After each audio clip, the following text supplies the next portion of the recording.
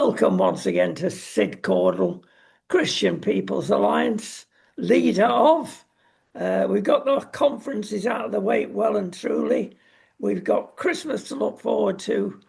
And it's going to be a real good Christmas, Sid, because both you and I are rejoicing about the BBC. Let's not beat about the bush, if you'll forgive the pun. This is a seminal moment, Sid. It's been coming for years, and the boiler's burst. Well, I hope so. I mean, I'm a little bit concerned that we've still got this guy Samir Shah as the head of the board. I mean, he was part of the whole agenda which they were pursuing to just excuse anything that they didn't like. I mean, I find it outrageous, frankly, that that they spliced this program, which we talked about last week, which was utterly dishonest. Yet, at first, they just say, "Oh, well, it's natural for us to when somebody makes an hour-long speech, for us just to pick out the highlights. That's what we do all the time." But they didn't just pick out the highlights; they deliberately spliced it in such a way to give a completely false impression of what he was saying. And it's very important because people were actually saying to me, "Oh, but Trump was telling people that they had to go and fight at Congress." So they'd actually listened to what the BBC had put across. And of course, Trump is saying, "Oh, no, I said march peacefully and patriotically." But, people believed the BBC rather than believing what Trump said. But of course, what Trump was saying was accurate. What the BBC was saying was completely false. But now this has finally come to light, plus all the situation with Gaza, plus the situation people aren't happy with Martine Croxall either. When they were talking about pregnant and her autocue said pregnant people and she said women, which is like, and suddenly the BBC attack her for saying that. And it's just like all these things that have suddenly come to light. In my view, the chairman of the BBC panel that was supporting it all should be resigning, and we should have a complete clear out, frankly. Yes, at least that. My fear is that it will go the same way as the NHS, basically, a sticking plaster job. That's not good enough. No. People have been brainwashed. They are still being brainwashed. I watch and have done for many years very little of the BBC because they're brainwashing you the whole time. And I mean, we have mentioned this, but even seemingly innocuous programs like buying a house and going around various houses and having a choice of which house in the country you want. And they've got a guy in a wheelchair. Now, that may sound inoffensive, but it is because the guy cannot go up steps. He can't show people who want to buy the house upstairs. It's a nonsense. And the following week, we have a lady with two fingers on one hand that keeps putting them up before the camera. Because the BBC want to brainwash you, we must take care of our minority people and look after them. This is not the way to do it. And even got into Dragon's Den recently, whereby if you're one of the minority groups, you will be given favours and you'll get the dragons to support you just because you're in a minority group. It's very subtle, and people are still brainwashed, and they'll still go on thinking Auntie has got all the answers. And the danger, as we both realise, is, oh, let's chuck some more money at it. Well, in 2 years, we'll have every opportunity. Next year, we'll be paying 180 odd pounds a year for something that is not fit for purpose. Trump and co are absolutely right. This is totally and utterly wrong. But people still believe it, even when a broadcasting authority supports Hamas, supports the Palestine, does not support Christians, does not support Jews. But it reflects, Sid, our society. Yes. I mean, I disagree with most. I say I agree with most of what you've said, but I wouldn't agree with the idea that it's wrong to have disabled presenters. I mean, it's like at the end of the day, I think it's very important that we have, people have that are disabled are given every possible opportunity that they can, because it's almost certainly not their fault that they're disabled. But that's another issue. The issue of bias is a matter of extreme concern, and like you. I watch very little BBC, but I do go onto their website, and I go onto their website most days to have a look to see what they're promoting, what they're talking about. And of course, because I'm also watching GB News and going on a lot of other websites, I can compare what the BBC is saying with what other news items are saying and with what I myself are working out is actually going on. And that gives you a lot more understanding of the bias that you're seeing in the BBC. Even today, when I've been looking at this whole issue of the director general resigning and the CEO of the news also resigning, it's quite interesting seeing a report from there of a BBC correspondent who is basically saying, "Oh, they shouldn't have been forced to resign. They should have been fighting their corner." And basically making it clear that they didn't think they'd done anything wrong. It's like, what? So even today, there's BBC correspondents saying, "Oh, but really, they haven't done anything wrong. It was just the way they handled it, which could have been handled better. But apologising was the wrong route to go down." I mean, come on. I mean, really. I mean, that just goes to show that whoever's, this correspondent is obviously on the hard left. And I think I also, by the way, frequently submit complaints to the BBC. I mean, one of the things that I find very, very interesting is that Martin Croxall, who we were referring to earlier, for daring to say that only women can give birth to children. I mean, 20 complaints were made against her, and that hit the headline because they received 20 complaints, and the BBC upheld the complaints because how outrageous it was to say that only women can give birth to children.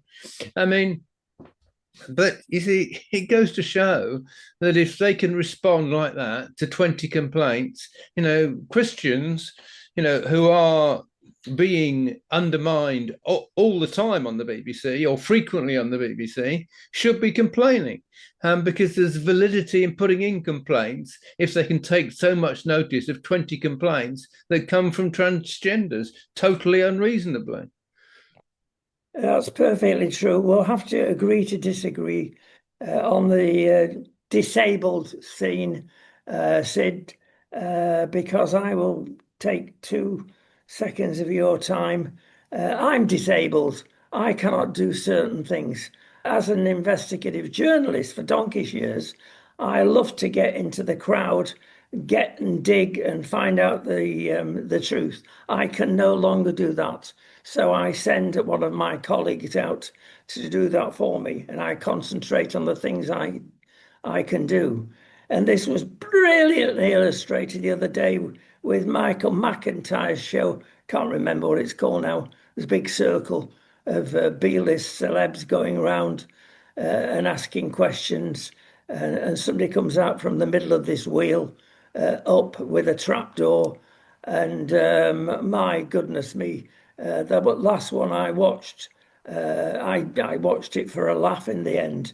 They got all the disabled, inverted commas, and small niche people on that. The first one had teeth at all angles and looked quite, bless her, not very nice. Then there was a Muslim lady, fully garbed in a hijab, quite out of place with the show. And blow me down, the last person to come up, we thought the trapdoor had got stuck. But eventually they appeared. It was a dwarf. Dwarfism is quite common, actually, that's okay. But they deliberately picked those contestants to show what you can do. Not good, Sid, it's brainwashing. And that's through many, many of their programs. But I'll tell you what really concerns me is that nothing will happen as it concerns you. And it's very much like the NHS. People get appointed into middle management, higher management. They become very comfortable and they create their own blob and defend their own position. The BBC have got to realise they're in a commercial world. Somebody's got to come and, okay, with government part control, privatise that. It's lousy value for money, 180 odd pound a year compared with anybody else. ITV seem to survive being commercial. So should the BBC, and we might get sensible programming then. But restoring it, well, I'm glad I'm not involved, Sid. Yeah, I mean, I think there is a move to get rid of the license fee. Having said that, the BBC does do good work on its international service, its world service. But there's problems there in relation to Israel because they've been caught out in their Arabic service with basically interviewing loads of people from Hamas and people that support Hamas, and they're not just doing it once; they're doing it over and over again as their chief source of information. And so they've been caught out in that regard. But I think the BBC World Service is respected all over the world, and it's tragic, frankly, if they move from honest, respectable broadcasting to extremely biased broadcasting, so the BBC becomes despised all over the world. I think it'd be tragic if that happens. Indeed, but yes, they've really let themselves down with the Asian broadcasting, the Arabic, I should say, broadcasting. We move on. Well, Britain has been christened as being addictive to welfareism. Now, we often bring up certain columns in the weekend newspapers, and this hit out at where we really are. And it's a real problem. Doesn't appear to. This is Alistair Heath, who does a fantastic column every Saturday. Welfareism is just accepting that the state can take care of you, full stop. And to quote Alistair, if you pay people not to work, they won't work. That sums it up very nicely. And we've got to get people off the couch back into work. We've not got to let the thing escape and go to gigantic proportions, which it is. Before you tell me how to get people off that couch, Sid, what you would do, can I mention, I'm sure most viewers and certainly you know what is the choice at the next budget. One is to cut benefits, which will never happen under Labour because of their own problems with the backbenchers. Next is to increase growth. Well, they've tried and completely failed at that. And the third one, which they're very good at, is to tax people more. It's not a good choice, is it? But there we are. But before I let you loose on this, Sid, can I mention one thing that's so important? Because these benefits, especially PIP benefits, the clever people that are sat on their couch are very good at using and beating the system. That being turning up to their doctor and saying to the doctor, I cannot work because I feel mentally depressed at the moment, or what other excuse they might come out with. Doctors are very shy, let's put it that way, of spoiling their relationship with their clients. Is it not time for the wretched civil service? I'm not going to withdraw that because it is in many respects, to get a scheme going where there's an independent doctor who will draw the conclusion, takes the GP out of it, and say, is this guy swinging the lead like most of them are? One has to say on recent figures, I mean most of that million people, young people, many of them, isn't it about time that the state got a grip, or do we just lose hope looking at 14 years, to quote, Tory rule, and now it's even worse under Labour? In fact, it's twice as bad. One of the things, I mean, to be honest with you, the Thatcher government did their very best to get to grips with what you're talking about. And one of the things they did, for instance, was to say that nobody must be able to leave school and then go and sign on.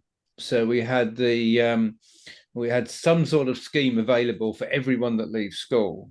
So, but which was lasting for a year. Well, I think that needs to be extended, frankly, because it's also no good if somebody leaves school and gets a job and does it for a year and then signs on after a year. I mean, it's not long enough. So we need to extend that to a minimum 2 or 3 years, so that every young person has got a reasonable chance of doing a trade.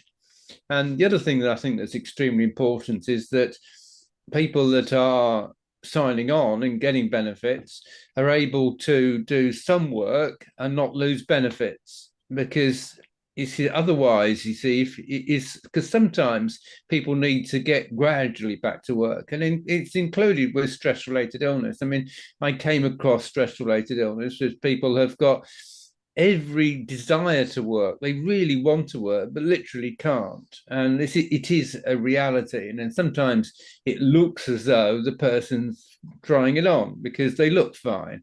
I mean, mobility wise, they are fine, but it's just that mentally they're not. And this is a real thing. I mean, it's a real reality.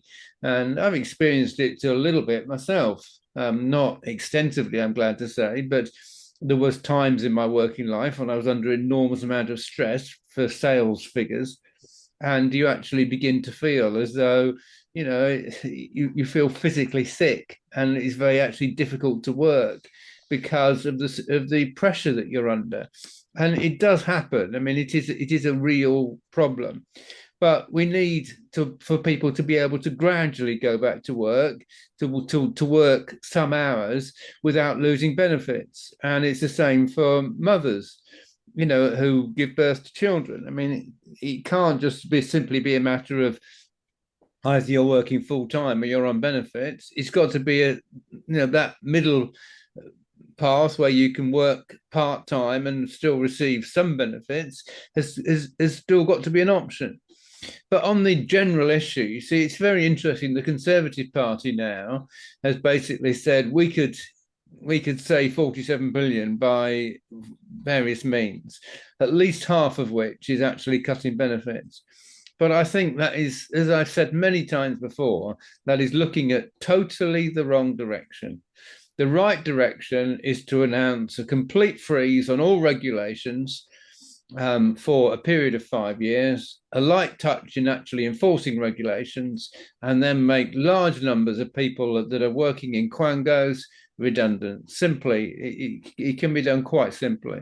The total amount we're spending on quangos is 353 billion per year, which is ridiculous. I mean, in 2010, we were spending 90 billion, which in real terms would be 165 billion now. So, I mean, I'm quite convinced that we could save something like 200 billion by reducing regulations. Even if we actually spent that money on capital items and on cutting taxes and on reducing debt, then our country would have growth and would be way better off. I mean, that's the way to go down, not cutting benefits. I mean, we should be working with young people to make sure that no young person is on benefits, and we should be helping people that are disabled or pregnant to get back into work. That's what our focus should be on, not just cutting the bill.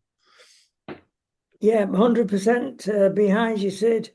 There are times when everybody comes under pressure, and it's all right. Everybody can see a broken arm, it's in plaster, and feel sorry for you.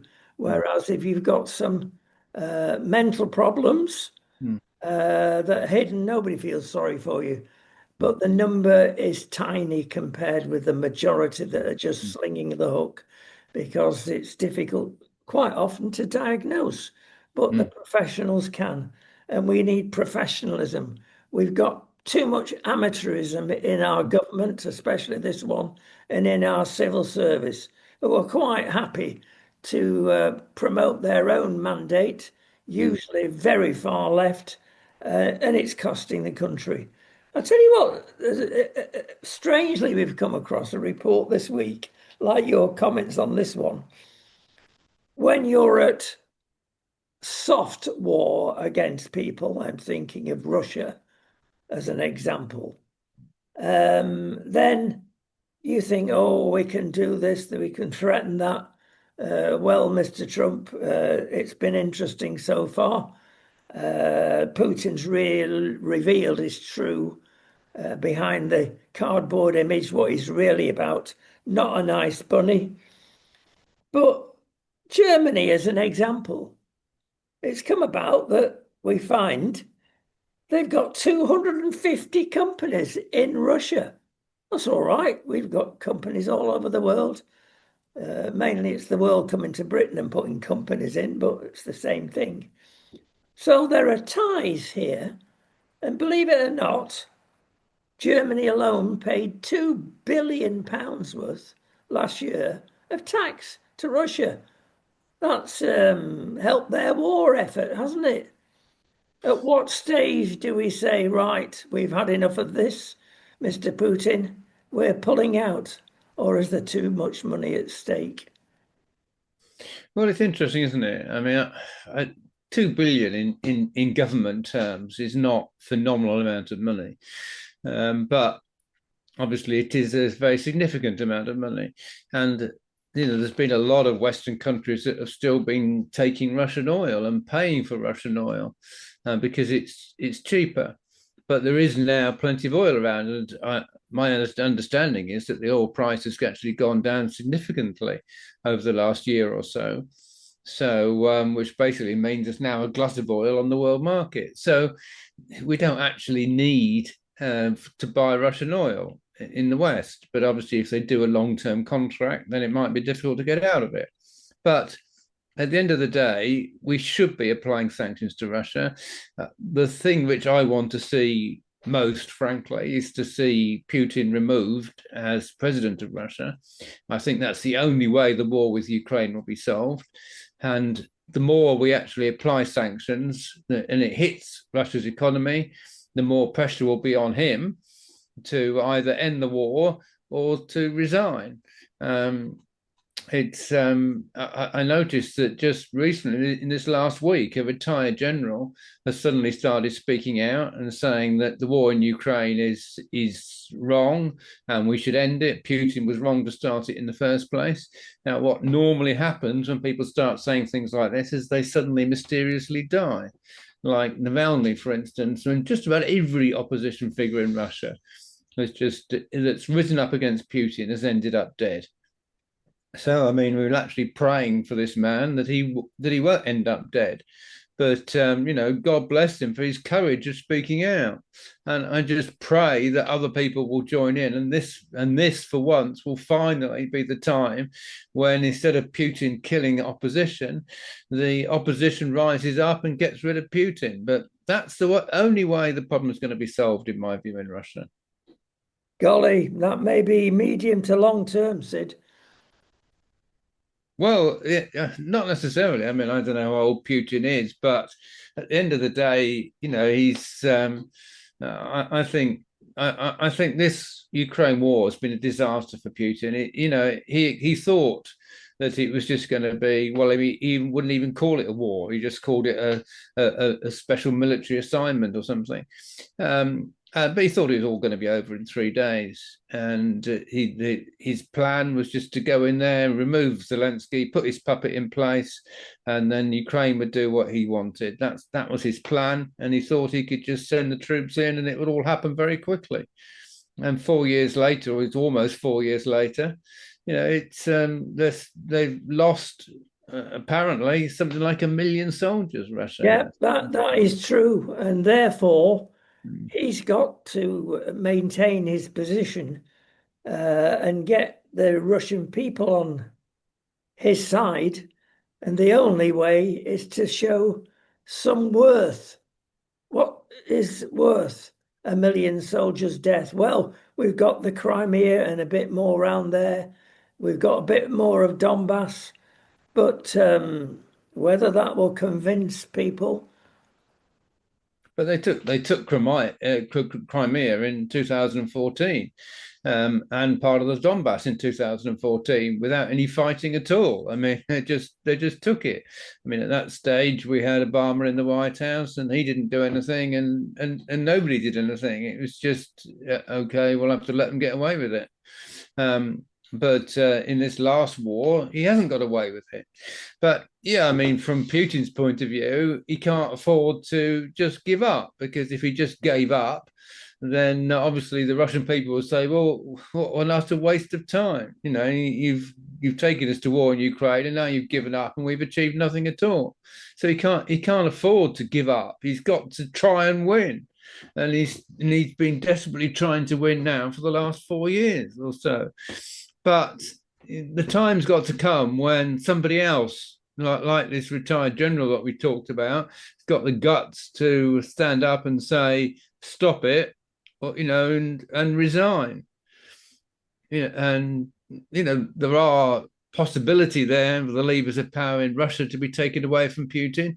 It's a difficult process, but we must pray. We must pray it happens, because we're talking about the lives of millions of people now, as well as the lives of Christians, because all the parts of Ukraine that Russia's taken over, they've been persecuting Christians in those parts, as well as persecuting Christians in Russia itself. So, the church needs to be set free from this very oppressive regime. Right. I'm going to give you a statement here, and I'm going to ask you to put a name to this statement. The only way to change society is to destabilize it. Who said that? Well, I wouldn't be surprised if it wasn't something that Marx said, but... Well done, Karl Marx. And it's still there, number one in the ambitions of the loony left.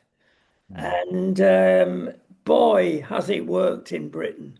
Never has Britain been in such a poorly state. And more than that, Sid, the rest of the world realizes it before we do. It's been an absolute disaster. Yes, it started from Tony Blair's time, and the train has rapidly caught speed until we are where we are now. We've never had a government that's got so low ratings, despite all their influences within the media, including the BBC. So Keir Starmer is not keen on the BBC finishing up clearly where they are. One thing people have got to realise is this isn't just incompetence, it's also an agenda. And part of Blair's agenda was to open the borders and to encourage immigration, because he thought that if he did that, it would you get growth in the economy from having more people coming in, and he'd then have wonderful growth figures and could point to a very prosperous society, and it would help him win his elections. That was Blair's thinking. Now, what's going on is that there is a deliberate attempt from international Islam to make the West more Islamic. And interesting enough, last week, I went to the funeral of Sam Solomon, who was an amazing man. Sam Solomon was born in the Sudan and became a Muslim imam and became a judge on a Sharia court in Sudan. He then became a Christian, gave his life to the Lord, and basically lost everything and had to flee to the United Kingdom. And from the United Kingdom, he then started writing books about Islam and the dangers of Islam and what it was trying to do. And one of his books that he wrote was all about the Hijra. And the Hijra is basically, was Muhammad going from Mecca to Medina. But it's a concept in Islam that traveling from one area to another is a means of conquest. So if you then move a lot of Muslims from one country to another country, that is how you can conquer that country. You don't necessarily have to conquer them simply by invading. You can invade by sending your people there. And that's what's going on right now, right across the whole of the Western world, including America, where Biden opened borders. And when Biden opened borders in America, there was 5 million immigrants that were coming in across the Mexican border and various other places. And, you know, we've actually seen the result of that with the election of Mamdani in New York. It's part of the process.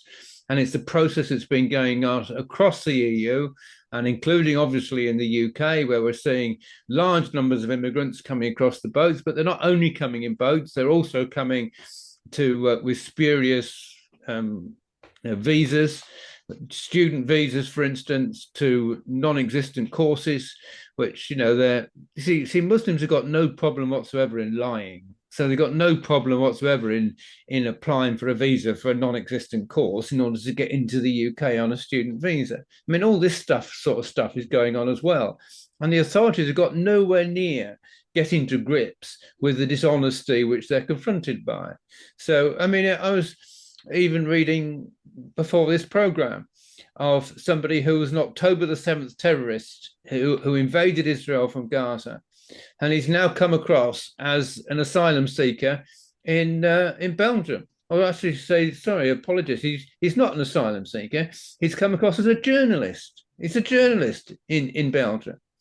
But as a journalist in Belgium, he's now been given he's been given asylum in that country. So he's now a legal immigrant now in Belgium. But he was a terrorist that invaded Israel on October the 7th. Now in Belgium. So what's he doing there? And he told Belgium that he was a journalist. He's not a journalist. It's just a means of getting into the country. But this is the deception that's going on and the agenda that's going on throughout the Western world. And I'm afraid the left have got nowhere near getting to grips with this and don't want to get to grips with it. They even want to encourage it. And it's only parties like Geert Wilders. Evidently, Geert Wilders actually paid a tribute to Sam Solomon and actually said at his memorial service that everything I know about Islam I've got from Sam Solomon, which is a tremendous tribute to him, frankly. But, you know, he stood up in Holland and exposed the whole Islamic agenda and actually became Holland's prime minister because the people realized that he was telling the truth. So there's some people telling the truth, but the left hate it. They hate anyone that actually exposes the agenda, and they're strongly resistant to it, as well as the BBC, which we talked about earlier. They're also extremely strongly resistant to this agenda being exposed. Ofcom are strongly resistant to the agenda being exposed. And if anyone does talk the way I'm talking on this program, Ofcom will probably end up silencing you. They'll put enormous pressure on social media to silence any post that exposes this agenda. I mean, we've actually been removed from X. CPA, we've had two X accounts, CPA_party and CPA party, and they've both been closed now by X. Because they don't like us actually exposing the truth. That's the reality of it. Sid, what you're saying now is so important. We've run out of time, but largely our next program will be about this subject because there's certain things that the people in various countries have got to be made aware of. And just as though we and have been doing for many years, highlighting, as we have done, the BBC. Now, as I repeat, the boil is about to burst. If it's not already burst, we'll make sure it carries on. But Islam is a real problem, and even illustrated in our very shortened football spot of Aston Villa course. And there again, the authorities are abusing their power. Fancy letting that sort of a crowd, pro-Palestinian crowd, anti-Jewish crowd, get anywhere near that football ground. Yes, we've got to have freedom of marches. one questions that sometimes, but in principle, I support that. But that march could have taken place in the centre of the town, anywhere else. But because it was going to cause conflict, they made an excuse. And there they were, coming together with the few of the other side. The authorities should have got hold of that and redirected it so that you could still march. Even this, the same miscreants were responsible as they have been for all the other marches. They were just stirring it up, of course. They should have been made to march somewhere else. It's just an excuse. Well, what happened there was that Maccabi Tel Aviv had a match in Amsterdam. And when they had the match in Amsterdam, they were targeted by Islamic radicals who basically caused as much violence as they possibly could and made out it was all the fault of Maccabi Tel Aviv, all the violence that took place. And the British authorities then picked this up and said, oh, Maccabi Tel Aviv caused an enormous amount of violence in Amsterdam, and we can't allow the same in the UK, so we're going to ban all Maccabi Tel Aviv supporters from the UK. And frankly, it was a completely wrong response to the attack on the Maccabi Tel Aviv fans. Like you say, what they should have done is banned any demonstrations outside the ground. And they said, you know, and we'll protect the Maccabi Tel Aviv fans when they come to the UK, and they're welcome here. But what they did was they told the Maccabi Tel Aviv team, by the way, that they had to arrive at the ground 5 hours before the match, when there wouldn't be many people there, because for their own safety, they basically locked them down in the dressing rooms in Aston Villa, and just allowed the protesters free rein outside. I mean, it was just, it's utterly wrong, because basically they're just giving free rein to the mob. That's what happened. And instead of actually protecting innocent fans and an innocent team, they protected the mob and the violent Islamic radicals. And sorry, you know, we need a total change of tack. Because if we don't have a change of tack, then it's innocent people that are going to suffer. And it's wrong. Is it just a coincidence? Muslim mayor of Birmingham. I'm just suggesting that, is it coincidental? But you tend to find a lot of things are going ahead with mayoral decisions throughout the country in various towns and cities. For whatever reason, it was a complete and utter disaster. End of disaster. We're going to not go out on a footy cheer, because, of course, we're doomed to another 2 weeks without real football, because the authorities deem to suggest to us that Andorra versus Gibraltar is worth taking out mid-season all the Premiership teams.